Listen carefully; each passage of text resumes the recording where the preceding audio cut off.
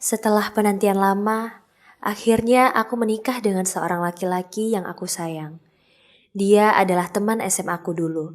Laki-laki pendiam dan penyabar yang pernah aku temui. Ia bernama Ega. Dia juga lelaki pertama yang kukenalkan pada ibuku. Ayahku telah meninggal dunia ketika aku masih berusia 12 tahun karena sakit keras. Aku hidup berdua dengan ibuku dan ia membuka sebuah salon di daerah kota. Kebetulan aku tinggal di desa sejak kecil dan Ega sering menjulukiku sebagai gadis desa. Aku dan Ega sekarang tinggal bersama di rumahku, ya tentunya bersama ibuku. Ibuku tidak mengizinkanku untuk pisah rumah dan jauh darinya. Setelah kupikir-pikir, ibuku juga hidup sendiri dan aku harus mengurusnya di usianya yang tidak lagi muda. Hari-hari seusai melangsungkan pernikahan, kita berjalan seperti layaknya suami istri pada umumnya. Suami bekerja, istri di rumah sambil mengerjakan pekerjaan rumah tangga. Namun karena aku tidak bisa diam dan mengerjakan hal-hal monoton yang itu-itu saja, akhirnya aku memutuskan untuk bekerja part-time di sebuah toko roti dan aku ada di posisi waiter. Aku bekerja kurang lebih 6 jam sehari. Ega dan ibuku mendukung pekerjaanku. Aku bersyukur memiliki keluarga yang selalu berpikiran positif dan selalu mendukung aktivitas yang aku suka. Aku, Ega, dan ibuku sangat dekat. Aku dan Ega sering makan keluar bareng ibu, mengajak jalan-jalan ibu. Karena walaupun ibu sudah menginjak usia 50 tahun, ia masih berjiwa muda dan bersemangat melakukan aktivitas outdoor. Ibu adalah salah satu orang yang menginspirasiku. Dia tidak bisa diam saja di rumah dan dia suka dengan hal-hal baru, tantangan baru, dan juga kegiatan di luar rumah. Di salonnya sendiri pun, ia sebagai pemilik salon tidak bisa tinggal diam saja, melihat para karyawannya bekerja. Ia sering turun tangan menangani customer yang ingin merawat dan memanjakan diri di salonnya. Ibu selalu begitu, bahkan sejak aku kecil. Aku yakin ayahku pasti merasa terbantu dengan ibuku yang suka bekerja. Pemasukan jadi bertambah, apalagi aku hanya anak tunggal. Tidak banyak beban yang mereka pikul tiap harinya. Ega dan teman-temanku yang lain sering bilang kalau ibuku adalah tipe ibu-ibu energik. Aku hanya tertawa dan menganggap itu adalah sebuah pujian karena ibuku memang aktif dan terlihat selalu bersemangat. Di tengah aku dan Ega sibuk bekerja, tiba-tiba saja aku sering mual dan muntah. Aku juga telat datang bulan. Akhirnya, aku memutuskan untuk tes kehamilan dengan menggunakan tes pack. Aku terkejut hasilnya positif hamil. Aku langsung memberitahu Ega, Ega juga terkejut. Kita sama-sama terkejut bahagia dengan kehamilanku.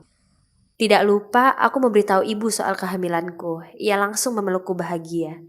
Ega mulai sedikit posesif denganku. Dia mau aku lebih mengatur pola makan dan gizi yang aku makan agar jabang bayi yang sedang aku kandung lahir dengan sehat tanpa cacat celah. Aku hanya tertawa melihat Ega yang biasanya dingin jadi sering ngomel kalau aku tidak makan makanan yang bergizi. Aku senang Ega begitu perhatian dan itu adalah bukti bahwa dia sayang padaku. Di tengah kehamilanku, aku tetap bekerja seperti biasanya, tapi ada pengurangan jam dari bosku. Aku bekerja hanya 5 jam dalam sehari, dan tiap weekend aku diizinkan untuk tidak masuk. Bos dan teman-teman di tempatku bekerja sangat senang setelah aku ceritakan bahwa aku sedang hamil. Mereka menasehatiku beberapa hal soal kesehatan ibu hamil. Mereka juga menyarankanku untuk tidak percaya dengan mitos-mitos aneh yang tidak masuk akal, karena hal itu justru akan mengganggu pikiranku. Mereka percaya bahwa ibu hamil tidak boleh banyak pikiran agar bayi tetap sehat. Sore hari aku pulang ke rumah, aku tidak mendapati satu orang pun di rumah. Aku sendirian di rumah. Aku mengabari Ega bahwa aku sudah di rumah. Ega mengatakan bahwa dia sudah membeli makanan dan disimpan di dalam kulkas. Aku langsung membuka kulkas dan memanaskan makanan itu di atas kompor. Aku makan semangkok sup sayur yang dibelikan oleh Ega. Ibu menelponku dan menanyakan kabarku. Aku menjawab bahwa aku sudah berada di rumah dan sedang makan sup. Ibu lega mendengarnya. Aku lanjut makan sambil menonton video tentang edukasi kehamilan di media sosial. Aku ketiduran di sofa depan TV. Aku terbangun kaget ketika mendengar pintu terbuka. Aku melihat Ega dan ibuku pulang bersama. Mereka langsung memelukku. Ega terlihat sangat khawatir dengan kondisiku. Namun aku berusaha menenangkan bahwa aku baik-baik saja. Aku pun menasehati Ega agar tidak terlalu overprotektif padaku dan jabang bayi. Aku meyakinkannya bahwa aku bisa jaga diri dan kandunganku. Ibu membawakanku sebungkus nasi goreng kesukaanku. Kita makan bersama di meja makan dekat dapur. Aku bertanya, kenapa Ega dan ibu bisa pulang bareng? Tadi ibu minta Ega mampir ke salon, ibu pengen jalan-jalan malam sekalian beli nasi goreng kesukaan kamu ini. Ega minta jatah suami istri, tapi aku menolak. Aku sedang dalam mood yang tidak bagus, tiba-tiba saja badanku panas, dan seperti biasa aku mual dan muntah-muntah. Aku meminta pengertian Ega.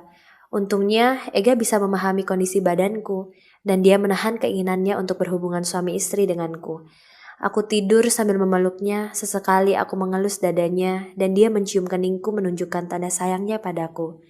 Berulang kali aku bersyukur punya suami seperti Ega yang selalu perhatian dan mengerti keadaanku. Keesokan harinya, ibu dan Ega keluar rumah bersama. Ega yang akan berangkat ke kantor, sedangkan ibu yang hendak pergi ke salonnya. Ibu berangkul tangan Ega, rasanya jarang sekali aku melihat ibu kontak fisik dengan Ega. Ya mungkin ini hanya perasaanku saja. Ega kan suamiku dan sudah jadi anak ibu juga. Hari ini aku libur kerja karena tidak enak badan. Aku berdiri di depan rumah, di depanku ada Ega dan ibu yang sudah berada di dalam mobil sedan. Aku melambaikan tangan pada mereka, mobil akhirnya melaju meninggalkan rumah. Dan meninggalkan aku sendirian di rumah. Di dalam rumah, aku mengerjakan pekerjaan rumah tangga seperti biasanya, tapi dengan bobot yang sengaja aku kurangi agar aku tidak terlalu capek. Aku mencuci pakaian menggunakan mesin cuci, kemudian menjemurnya di halaman depan rumah. Aku kemudian nonton TV sambil mengepel lantai rumah. Siang hari setelah makan dan meminum obat, aku tidur lagi. Badanku benar-benar terasa lemas sekali. Ketika bangun tidur, tiba-tiba saja perutku mual lagi. Aku muntah lagi. Aku menelpon Ega, tapi tidak diangkat. Menelpon ibu juga tidak ada jawaban. Aku berusaha menguatkan diri sendiri di rumah. Setelah minum obat, akhirnya badanku membaik. Aku merebahkan diri di sofa depan TV. Di sampingku, tiba-tiba handphoneku berbunyi. Ega menelpon. Dari nada bicaranya, dia tampak sangat khawatir dengan kondisiku. Tapi aku berusaha menenangkannya dengan mengatakan bahwa aku baik-baik saja. Malam hari sekitar pukul 8 malam, Ega dan ibu tidak kunjung pulang. Aku menelpon Ega juga tidak ada jawaban. Nomor ibu juga sedang tidak aktif saat aku menelpon. Aku membiarkan keduanya, aku menanti kepulangan mereka hingga aku terlelap di atas sofa. Tengah malam aku terbangun. Aku melongo ke pintu utama rumah dan ternyata sudah dikunci.